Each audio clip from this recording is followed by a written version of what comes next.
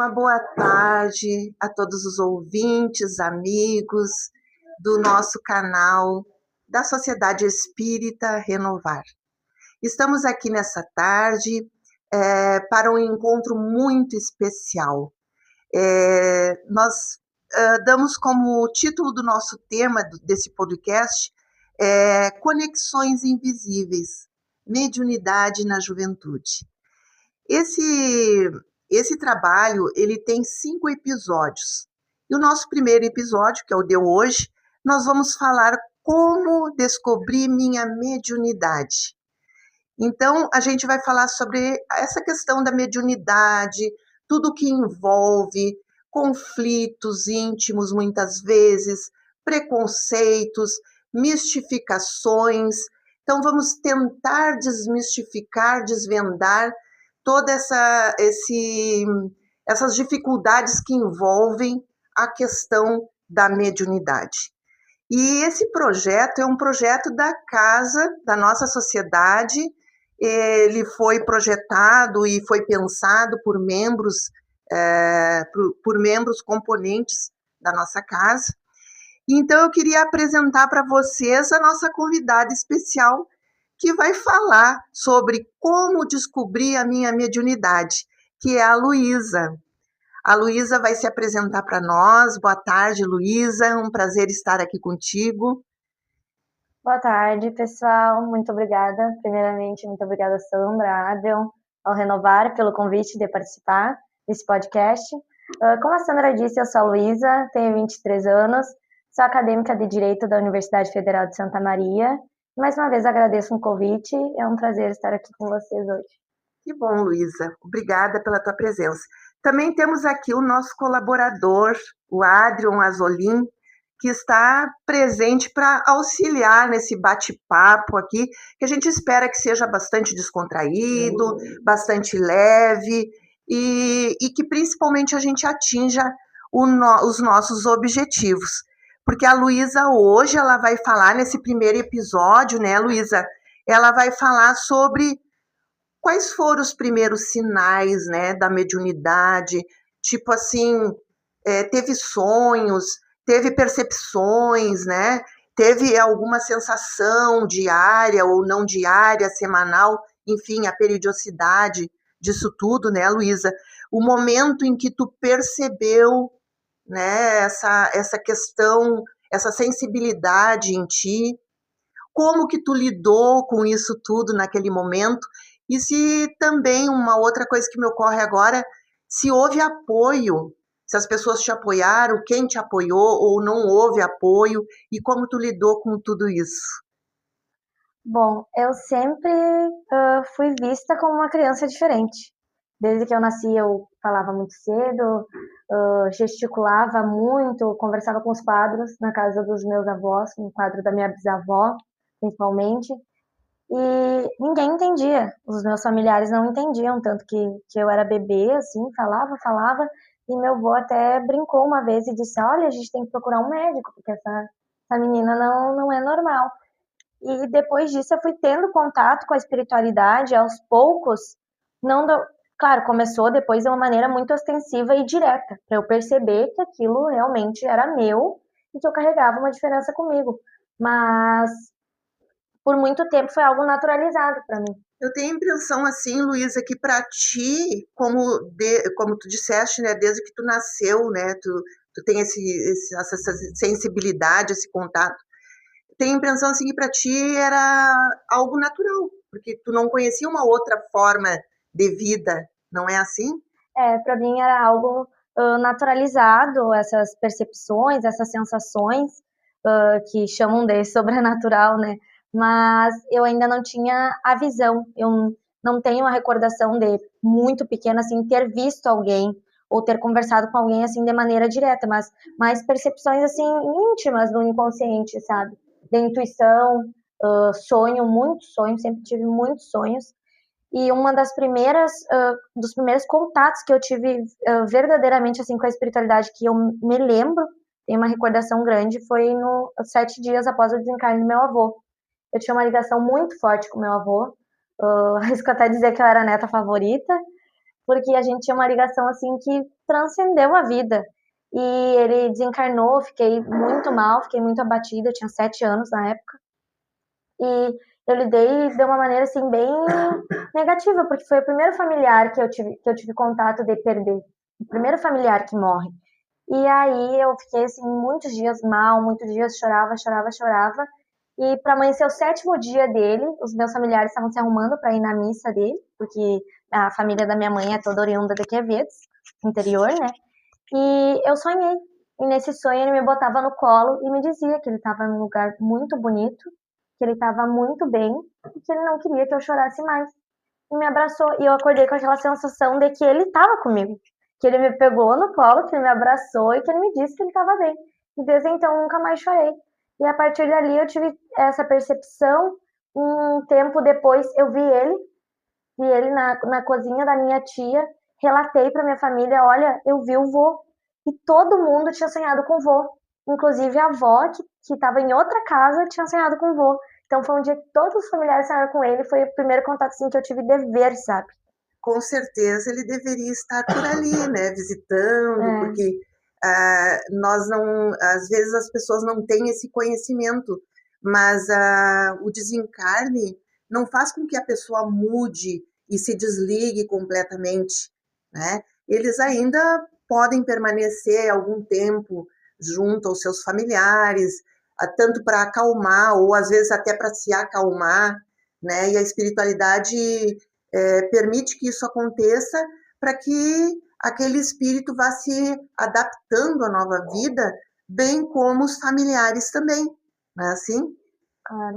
Mas, Luísa, aí nesse momento, assim, como que tu te sentiu? Eu gostaria de saber, assim, as relações, por exemplo, na escola, os teus amigos, como que encararam tudo isso? Eles te tratavam de uma forma diferenciada? O que tu sentia nessas relações por ter essa sensibilidade maior? Porque é uma sensibilidade que não se consegue esconder, né? Eu estudei o ensino fundamental inteiro, do 1º ao 9º ano, em uma escola católica. E na escola a gente tinha muito era visto muito como brincadeira essa questão de lidar com os espíritos. Tinha a brincadeira da loira do banheiro, que ficavam atraindo os espíritos, daí saíam dizendo que tinham visto espírito, que não tinham visto. A brincadeira do copo, do tabuleiro Ouija. E muitas das vezes, assim, que eu estava presente, eu tinha algumas percepções que até então eles chamavam de todo mundo de sobrenatural, mas era muito visto como uma brincadeira. E quando realmente se intensificou e eu comecei a contar para as pessoas o que eu estava vivenciando, isso também depois eu vou relatar, que foi com o desencarne do meu tio, que daí começou tudo vir de uma maneira assim muito muito exacerbada para minha vida, gerou muita dúvida, gerou preconceito, mas muita inquietação também das pessoas não saber lidar ou muitas vezes não saber o que falar, porque às vezes as pessoas tinham medo também de me falar ou me viam às vezes como, tá ficando louca, precisa procurar um médico, aconteceu alguma coisa, foi um trauma. Então várias questões assim que as pessoas ainda não conseguem lidar de uma maneira suave, de uma maneira leve, não tratam como natural, né? Uma pergunta entre aspas, bobinha, mas muita gente que está vendo, principalmente quem não entende muita coisa, deve estar se perguntando assim, mas e aquela coisa de ela teve amigo imaginário? Como é que era o amigo imaginário dela? Como é que foi? Aconteceu alguma coisa assim nesse sentido? Tinha muitos amigos ou amigas imaginárias? Olha, eu não tenho... Imaginárias entre aspas. Claro que não são imaginárias, a gente sabe. Amigos reais. Mas eu não tenho uma lembrança de ter um amigo imaginário que estivesse sempre ali. Mas eu devia ter uns 8 anos, estava sozinha em casa, me maquiando. Olho pelo espelho uma menina sentada na minha cadeira. Eu olho para trás, não vejo ninguém. Olho no espelho de novo, a menina na minha cadeira. Olho para trás, não vejo ninguém. E era aqueles mini espelhinhos, aqueles que ampliam, sabe? E aí, na hora, assim, eu mandei mensagem pra mãe, liguei pra mãe, daí a mãe chegou de noite em casa do trabalho, eu contei. E a mãe disse, filha, deve ser um espírito. E aquilo ficou com nós. Só que a gente não tinha conhecimento nenhum ainda da doutrina. A gente ainda não frequentava. Eu fui criada em família católica, minha mãe também. Sempre, minha mãe, meu pai, sempre de famílias bem católicas, de frequentar a igreja. Eu fiz catequese, estudei em escola católica, como eu já comentei com vocês. Então, eu não tinha essa percepção de ter um amigo imaginário ali E comigo o a, tempo e a todo. questão do medo, isso gerava muito medo, ou gerava curiosidade, ou poderia gerar até negação. O que gerava em ti nessa época? Eu sempre fui uma criança muito medrosa. Sempre tive medo do escuro, medo de ficar sozinha. Muitas vezes não era entendido porque que eu tinha medo, às vezes até na luz do dia eu tinha medo. E quando tudo iniciou, ou até mesmo antes de iniciar, assim, de maneira ostensiva, como eu já disse, eu tinha muito medo. E quando iniciou, eu tive muito medo. Não só eu, como os meus pais, porque não era uma situação tão familiarizada para nós ter contato assim 24 horas com o mundo espiritual ali a partir do desencarne do meu tio. E depois de um tempo, isso foi se tornando algo completamente natural. E hoje em dia eu não tenho medo, eu não tenho medo nem do escuro, nem de ficar sozinha, nem de estar ali só eu com os espíritos. Para mim já faz parte da minha vida, tanto que eu não me reconheço mais sem isso. Não me reconheço mais sem esse contato, parece que já faz parte de mim. E Luísa, Me corrige, desculpa, assim, me corrige se eu estiver errado, mas esse medo era decorrente de algo novo. É, Porque me parece que os teus pais, a tua família, embora católicos, eles tivessem a mente aberta, bastante lidavam com muita naturalidade com essas questões. pra gente superar isso, e eu falo a gente porque meu pai e minha mãe nunca me abandonaram.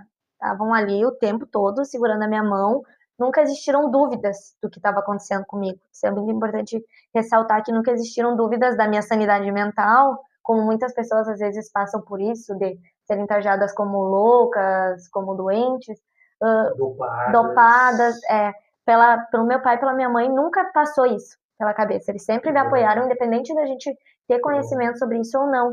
E o apoio deles foi muito importante para que eu superasse esse medo, para que eu começasse a conhecer a doutrina e entender até então o que estava acontecendo comigo. E de como é importante trabalhar e ter esse apoio, né? Esse apoio emocional, esse apoio dos familiares. Sim, era o que eu ia te perguntar, né? A questão do apoio dos pais, familiares, amigos, mas daí tu já comentou sobre isso. Com certeza, essa fase, ela não é uma fase muito legal, ela é cheia de conflitos, né? Mas daí, quando que isso começou a mudar? Como que começou a se estabilizar, te sentir mais segura, né? Foi quando tu conheceste a doutrina espírita? Ou foi antes? Como é que foi isso? Isso começou a se estabilizar e eu fui começar a entender quem eu realmente era, que isso não era um problema, porque mesmo eu tendo todo o apoio dos meus pais, por muitas vezes eu me questionava o que era meu, o que não era. Será que isso mesmo está acontecendo comigo? Será que isso não é fruto da minha imaginação? Só que durante as ocasiões foram acontecendo várias provações que mostravam para minha família que realmente os espíritos estavam ali, que eles existiam ali naquele contexto e naquele ambiente.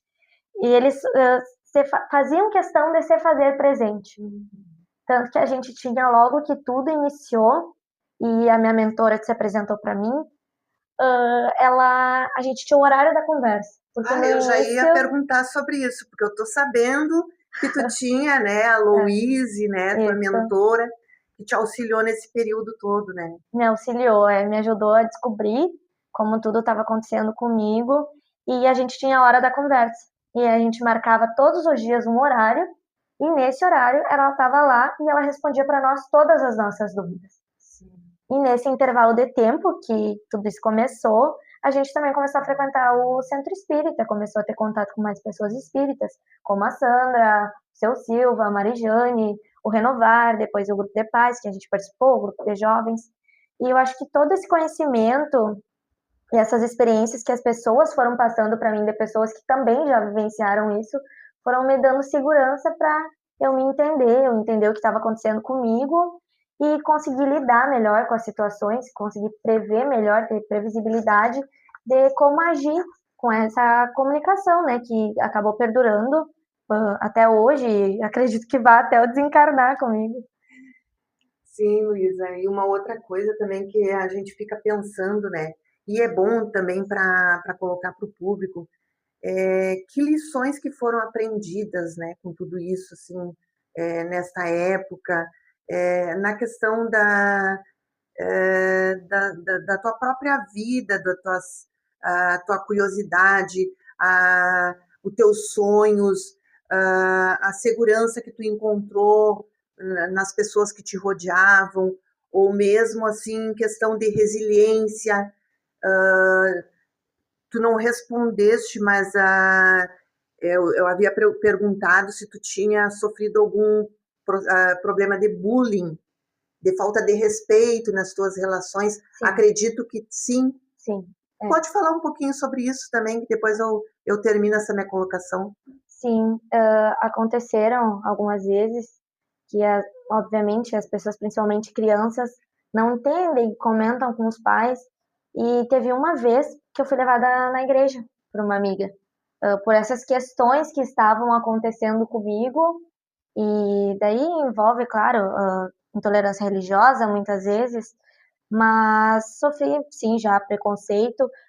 Bullying, posso dizer que sim, também, mas nunca foi algo que eu deixei me afetar. Eu sempre tive muita segurança de que não, se esse é o meu caminho e eu tô aqui para isso, então eu quero permanecer, eu quero conhecer, eu quero saber mais sobre isso, eu quero aprender a lidar com isso, porque hoje em dia, claro, no início não era tão fácil assim, mas os espíritos para mim são como nós encarnados, eles às vezes estão bem, às vezes não estão, às vezes precisam de ajuda, às vezes sabem o que aconteceu, às vezes não sabem, e a gente se coloca na situação, e se fosse comigo?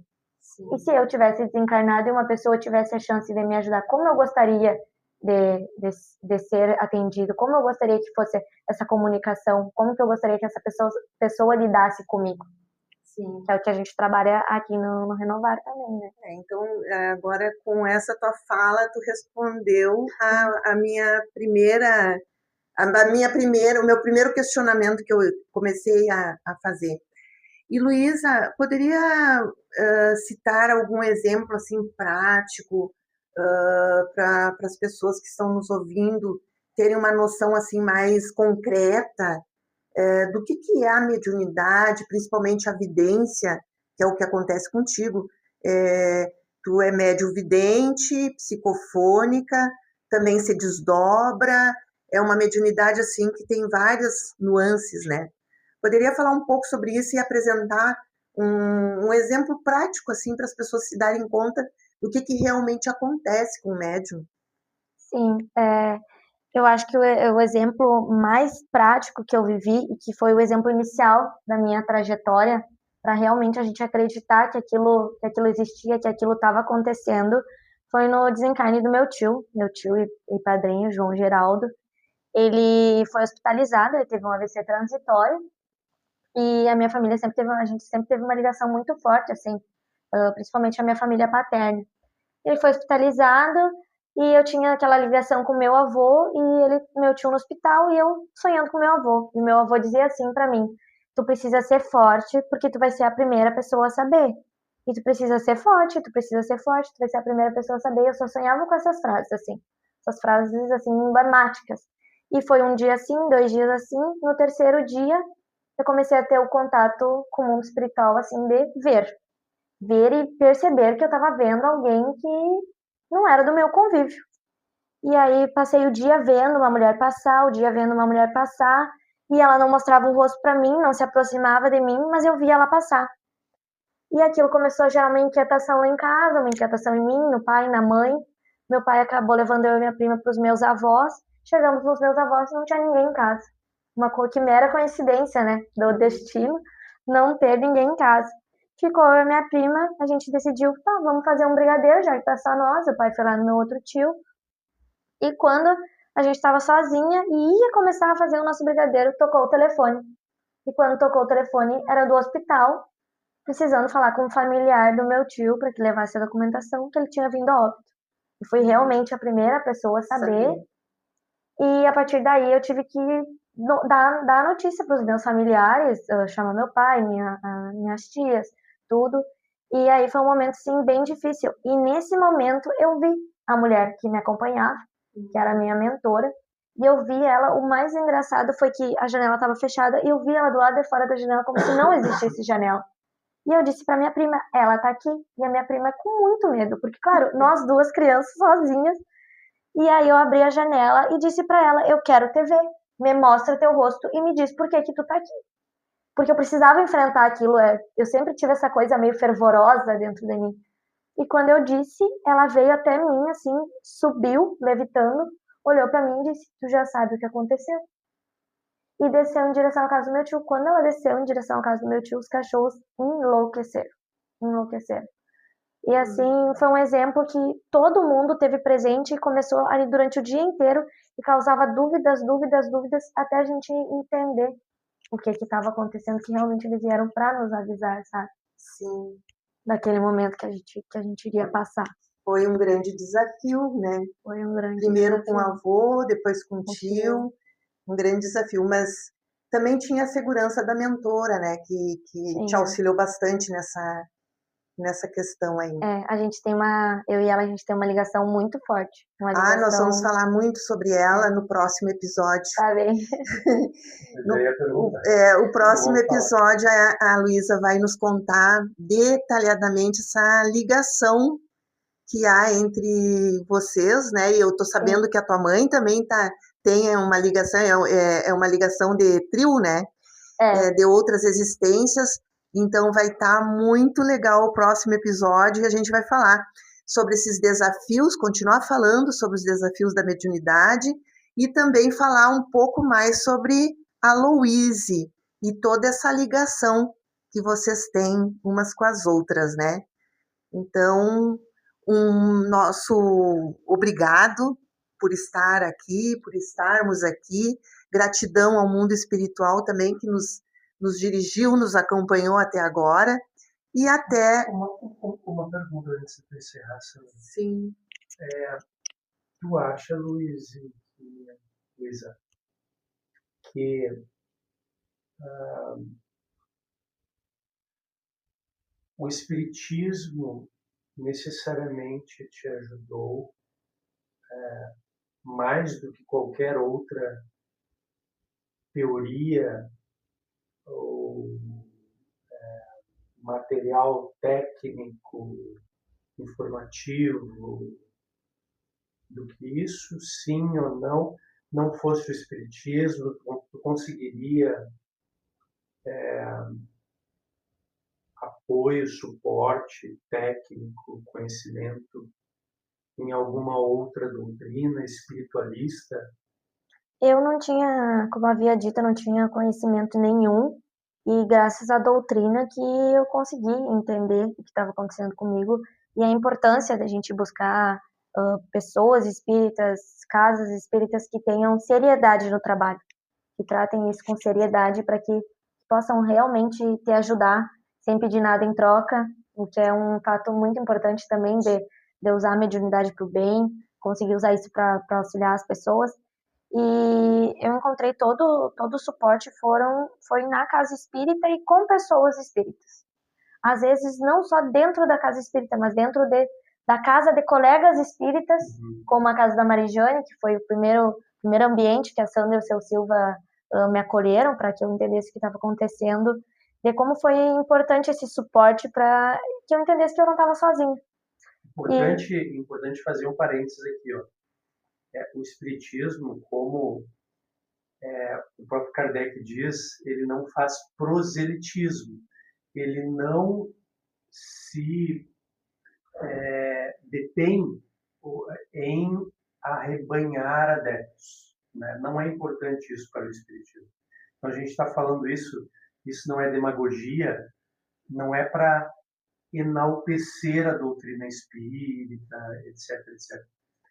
O próprio Kardec coloca o espiritismo como um apoio para outras religiões, né? Como algo que traz conhecimento e consolação para ajudar em situações difíceis, como difíceis entre aspas, como essas situações novas, situações reais, naturais, e assim como ocorreram contigo, ocorrem com milhares de pessoas pelo mundo afora, e elas não sabem muito bem como lidar com isso. O espiritismo foi a base, assim, foi fundamental para que a gente lidasse com o luto. Porque o luto, muitas vezes, claro, cada pessoa vivencia de um jeito, mas para nós, enquanto família, foi fundamental, foi o que nos assegurou ter fé que não acabava aqui, que ainda existia e que um dia a gente ainda vai se reencontrar. Bacana. Bom, bacana. Então é isso, minha gente. Esse nosso papo bate-papo vai terminar aqui. E como eu disse anteriormente, Por enquanto, né? por enquanto, porque nós no nosso segundo episódio, a Luísa promete falar sobre essas ligações que ela tem com a mentora dela, vai trazer exemplos vividos por ela, pela mãe dela, que eu sei, a Elisandra é a grande esclarecedora, né? Cada vez que a Luísa tem contato, comunicações, mesmo em casa, às vezes, né, Luísa? A Elisandra é a que segura as pontas, né? E também a Luísa vai falar para nós sobre como ela lida com a mediunidade agora, na juventude, né? Nessa fase de estudos, ensino médio, né? Faculdade, como é que ela lida com tudo isso agora, atualmente, tá bom? Então, gratidão a todos, gratidão, Luísa, Adrian, muito obrigada. E encerramos aqui o nosso episódio número 1.